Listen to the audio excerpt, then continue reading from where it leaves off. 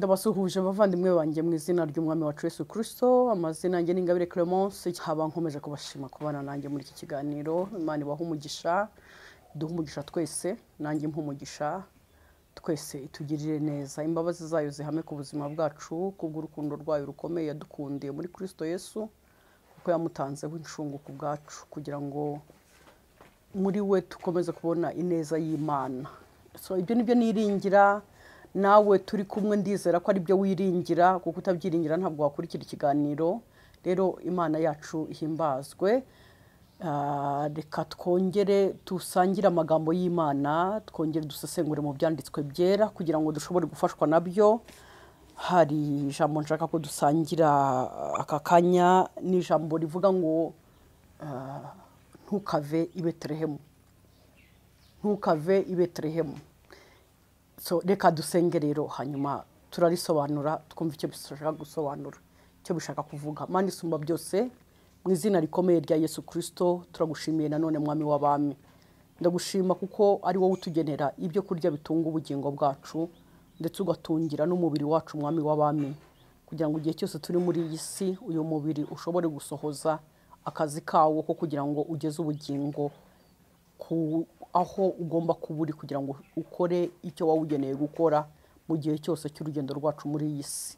Rero mwami w'abami, tugiye gusangira ijambo ryo kutava i Betelehemu. Ni inzu y'imitsima mwami wanjye, ni inzu ugeneramo ibyo kurya ugaburira ubugingo bwacu.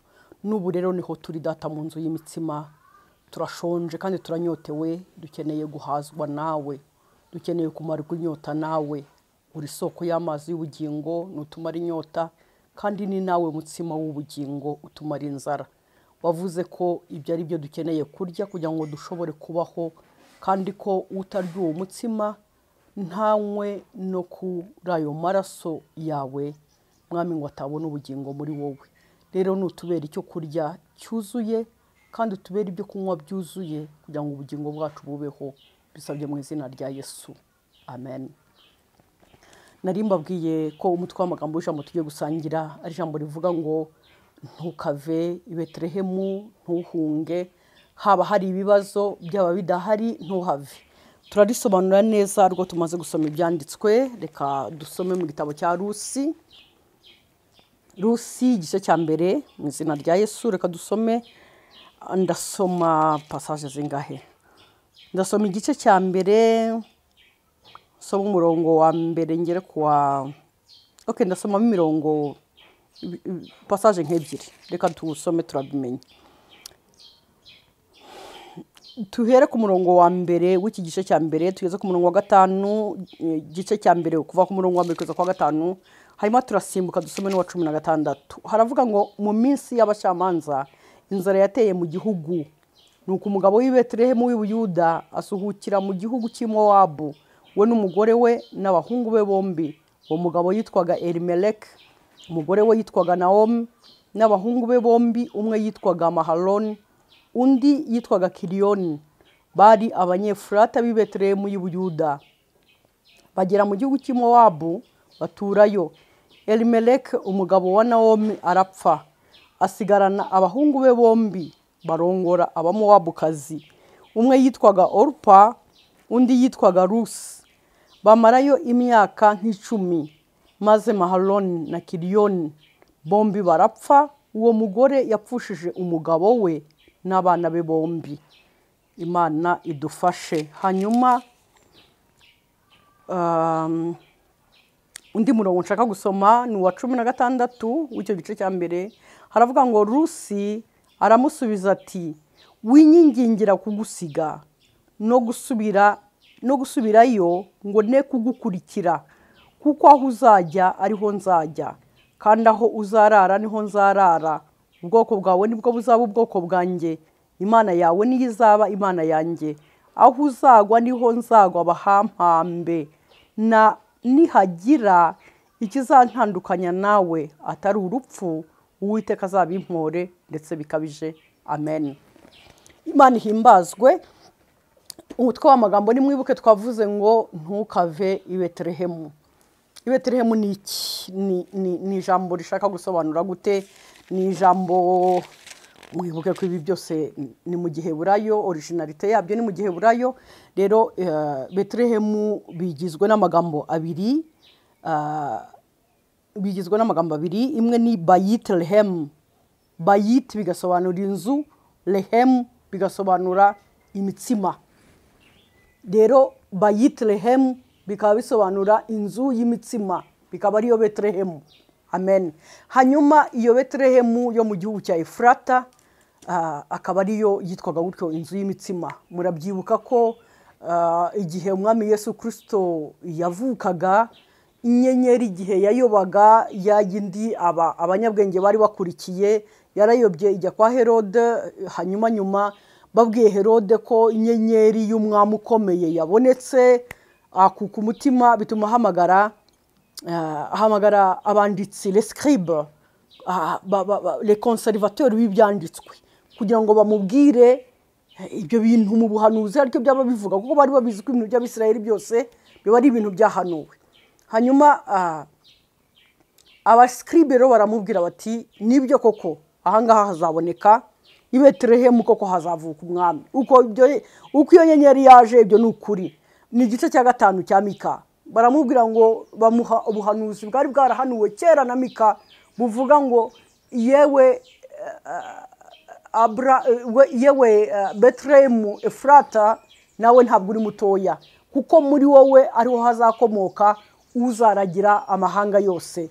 Basobanura rero n'ukuntu azeyura iby'umwijima byose, hanyuma akazana umucyo. Icyo gice cya 5 uza kugisoma, ariko bahamije yuko umukiza yagombaga kuzavukira i Betelehemu, ariko ubuhanuzi bwari bwarahanuwe. Rero ntabwo ari kubw'ubusa ko Imana yaba yaravuze n'ubundi iryo zina bahise haba hitwa ko ari Betelehemu, inzu y'imitsima, kubera ko uhavukira ni utanga imitsima.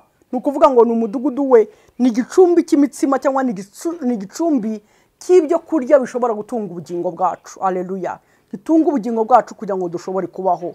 Noneho rero aba bantu rero twasomye, ndibuzabaza ako ngako ni ka base gato kugira ngo dushobore kubona uko tubyumva. Hanyuma uyu mugabo rero witwa Elimeleka yari yaragize amahirwe yuko yaratuye i Betelehemu, aho ngaho kuri icyo gicumbi cy'imitsima, kuri icyo gicumbi cy'ubuzima muri Betelehemu, aho ngaho niho yaratuye n'umugore we Naomi. Umugabo sinigeze nkurikirana ngo menye icyo izina rye ryashaka kuvuga, ariko Naomi byasobanuraga ufite ubwiza, uw'igikundiro. Hanyuma barangije, ariko ibyanditswe biravuga ngo hatera inzara i Betelehemu. Ubundi inzu y'imitsima ntabwo yateramo inzara. Rero mu by'ukuri ntabwo mu nzu y'imitsima hateramo inzara, ntabwo mu mwami Yesu dushobora kugiramo inzara, ariko birashoboka ko ku mpamvu runaka ushobora kugira impamvu runaka zituma ku ruhande rwawe haba inzara. Si uko inzu ubwayo yaretse kuba iy'imitsima, ariko ku ruhande rwawe bitewe n'impamvu runaka zishobora zimwe kuguturukaho cyangwa izindi ntizinaguturukeho, birashoboka ko wahagirira inzara. Reka wenda mvuge zimwe izaguturukaho, nuko waba utuye i Betelehemu ariko wowe hatagutuyemo. Ibyo ngibyo byonyine bishobora kugutera inzara. Ndibaza ko byumvikanye. Ushobora kuba utuye mu nzu y'imitsima, ariko iyo mitsima wowe utakubamo, utuye aho bavugira Imana, uri umukristu uterana, abantu babona uri umukirisitu, ariko mu by'ukuri ubukirisitu butakubamo. So icyo kintu rero gishobora kugutera inzara. Icyo nicyo nari ndimo mvuga, kushobora gutuye i Betelehemu ariko Betelehemu yo itagutuyemo. Icyo cyonyine gishobora kugutera inzara. Hari n'ibindi rero bishobora kugutera inzara. Bibiliya ivuga, Paul atubwira kenshi akavuga ati munezerwe nibugubwa gitumo nibibagerageza by'uburyo bwinshi, kuko kugeragezwa bitera kwihangana bigatera kwizera, bigatera gukombera, bikendinga bigeze kugejeje muri gloire, bikugejeje mu bwiza. So rero hari igihe Imana ikenera kukuanganyaho amahage, kubera ko hari, iyo dusomye nk'iriya passage ya 15 yo mu butumwa bwiza bwa Yohana, Bibiliya ivuga yuko ngo igiti cyose cyera imbuto kiba kinejeje nyiracyo. Rero kugira ngo cyere kurushaho ajya cyanganyaho amahage, kugira ngo cyere kurutaho. Rero hari igihe Imana ishobora kukwinjiza mu buzima runaka, ukamanuka mu gikombe runaka, izi neza ko izakikurindiramo, ariko kuko ushaka ko nuva mu gikombe uzamutse umusozi igutegurira ameza imbere y'abanzi bawe, ikagusuka amavuta ku mutwe, igikombe cyawe gigasesekara. Rero ibyo ngibyo birashoboka bitewe na echelon Imana ishaka kukugezamo. Reka nongere nse nkugasobanura gato. Iyo umusirikari agiye kuri kose ntabwo biba ari bibi, ariko warabizi ko najya kuri kadete ari buve yazamukanye yiranka, kuko arazi ngo umunsi wo gupasinga bazaza kumuha ranka. So rero natwe tugomba kumenya yuko nta ranka twabona, nta elevation yindi wabona utabanje gukamirika muri wowe ngo ugire ibindi usobanukirwa. Hagira ibindi bintu terme ziriho inaha baravuga ngo ni ibintu by'ibikoma bikakuvamo, hari ibintu by'ibikoma bindi byakuvuyemo. So ni ngombwa ko tubyumva. Rero hari igihe iyo situation ibasha kukugeraho, ikakugeraho kandi uri mu nzu y'imitsima. Rero esperance cyangwa ibyiringiro bikomeye wakabaye ugira n'inkomezi zikomeye n'ukuri mu nzu y'imitsima. Uko biri kose nta muntu wagwa mu nzu y'imitsima, nta muntu uzahasonzera, nta muntu uzahagwirirwa nabi. Ntibishoboka, kuko uwo nguwo ukujyanye kuri kose ntabwo yajyanye kukwica, ahubwo ari kugutureninga. Rero uri mu maboko ye nta kibazo. Bya bindi Dawidi yigeze kuvuga bamuhitishijemo ngo ibihano bitatu ngo ahitemo, aravuga ati jyewe nzagwa mu maboko y'Uwiteka, kuko yarabizi neza ko nta muntu ujya mu maboko y'Uwiteka, kuko ntawubaho. Ntabwo mu maboko y'Uwiteka bahubwo, ahubwo barahakirira. Rero niyo mpamvu rero nta muntu wagwa mu nzu y'imitsima, ahubwo amaherezo bazahakirira tu, ntabwo ahagwa. Ariko Elimeleki ntabwo yigeze abyumva gutyo, ahubwo yarasuhutse ahunga inzu y'imitsima, anahunza ahungira ahantu habi, ngo ahungira mu gihugu cy'Abamowabu. Igihugu cy'Abamowabu, Abamowabu bakomoka hehe? Abamowabu n'aba Amoni, murabyibuka, ni abana b'abakobwa ba Loti. Murabyibuka inkuru ya Loti. Loti igihe Imana yari mujyanye, yamubwiye ngo nasohoke ajye ku musozi, agahitamo ku Gisowari ahunze Sodomu na Gomora. Murabyibuka yarasohotse, hanyuma umugore wagwa mu nzira, inkingi y'umunyu. Murabyibuka baragenda asigana n'abakobwa be babiri. Abakobwa be ngo bagira ubwoba ngo yuko ngo batazabona abagabo, hanyuma baramusinza baramusanga, hanyuma bombi baratwita. Umwe abyara Amoni, undi abyara Mowabu. Hanyuma abo bombi babyaye. Ibyanditswe biravuga ngo ibyanditswe iyo usomye muri ni passage nyinshi za Bibiliya, ariko ugafata nko muri mu gutegeka kwa kabiri, Deuteronome, gutegeka kwa kabiri igice cya 23 umurongo wa 3, Imana ivuga yuko abantu b'ibibyarwa ba ancestor, ibibyarwa sinzi ukuntu ndi bisobanura ibibyarwa. Ni ukuvuga ngo ancestor birarenze. Ancestor ni abantu bavutse mu buryo buri illicite, mu buryo budakwiriye, ariko noneho nanone bakaba barabyawe n'abavandimwe babo. Urumva nk'umwana kubyarana na se, bene ibyo byitwa ancestor. Ni amaraso adakwiye kubyarana ariko akabyarana. Rero Imana ikavuga ngo abo ngabo ngo ntabwo bazinjira mu nzu y'Uwiteka. So rero ni ukuvuga ngo Mowabu yabyaye Abamowabu, Amoni yabyaye Abamoni. Hanyuma aho rero mu Bamowabu baciwe mu nzu y'Uwiteka, niho Elimeleki ahungiye. Aho hantu rero iyo hahungiye urapfa, ni ngombwa. Ntabwo ushobora kugira uvuga ngo uvuye i Betelehemu mu nzu y'imitsima, hanyuma ngo uhungire ngo mu Bamowabu ngubeho. Ntabwo bishoboka. Niyo mpamvu Elimeleki yarapfuye, Kiriyoni yarapfuye, Mahaloni yarapfuye, Naomi nawe yahatswe gupfa, kuko nawe yarasigaye yarabaye Mara. Aho kugira ngo abe wa mukobwa w'igikundiro, wa mudamu w'igikundiro na bwa bwiza yari afite, ngo yari yarashaririwe yarabaye Mara. Niko yaje avuga. Ngizo resulta zo guhunga umuntu ahunga inzu y'imitsima akagenda akajya Mowabu. Ntabwo Mowabu ari ahantu ho kujya, ahubwo ni ahantu ho kuva mu izina rya Yesu. Mowabu umunyabwenge arabimenya akavayo. Ubwo bahungaga bava i Betelehemu, ariko hari umwana w'umunyabwenge w'umumoabite uyu witwa Rusi, we yari yavuze ati jyewe nkagira amahirwe nkabona basubiyeyo, nzafata ku ibaba ry'indege kugira ngo jyewe ahubwo mve i Mowabu, hanyuma njye i Betelehemu ngiye ku itike yuko narongoweyo. njyewe nzajyayo kuko nzi ko hari ubuzima. Niyo mpamvu kuri ya passage twasomye igihe Nawomi yaragiye kugenda, yaravuze abwira bakazana bati musigare, barensista bati ntiwagenda wenyine, atoya musigare. Yari seriyeuse aravuga ati oya musigare mundeke njye kumenya ibibazo byanjye, musigare. Orupa arasigara yinginga na Rusi, aramubwira ati igana mukamugabo wanyu, nawe dore arasigaye nawe usigare. Ndaramubwira ati winyinginga, wigumunyigingira njyewe kugusiga njye ntibishoboka, kuko ndashaka ko Imana yawe ibe Imana yanjye, ndashaka ko iwanyu haba iwacu, nange ndashaka kuba umubetelehemite, nange ndashaka kuba munzu w'imitsima, ndashaka ko iwanyu haba iwanjye, ndashaka ko Imana yawe ibe Imana yanjye, ko ubutaka bwanyu ari bwo bubu bwanjye, nkahunga burundu i Mowabu. Ati kubera yuko aho ngaho nyine niho uzagwa, nange niho nzagwa, ni naho bazampamba, kandi ninkora nisemo ibindi bitari ibyo ngibyo Imana izabimpoye kandi bikomeye. Uwo mukobwa ahitamo neza, azi Betelehemu, ahageze ndetse Imana ahungurwa na Bowazi, murabizi. Hanyuma ari no mu gisekuruza cy'umwami wacu Yesu Kristo, kubera yuko yabaye umugore wa Bowazi. Murabizi ko Bowazi ari we ubyara Yesayi se wa Dawidi. Voilà. Bon, umutwe w'amagambo mwibuke twavuze ni ukuvuga ngo ntugahunge Betelehemu. Wowe niba waragize amahirwe ukagera Betelehemu, quelle que soit la situation, uko byaba bimeze kose, wimanuka ujya muri Egiputa ngo ujye kwishingikiriza urubingo rwaho rusatura mu kiganza, ngo ugire ibindi wiringira, ngo wibaze ko hari ukuntu wakwirwanirira ngo ukirwanaho.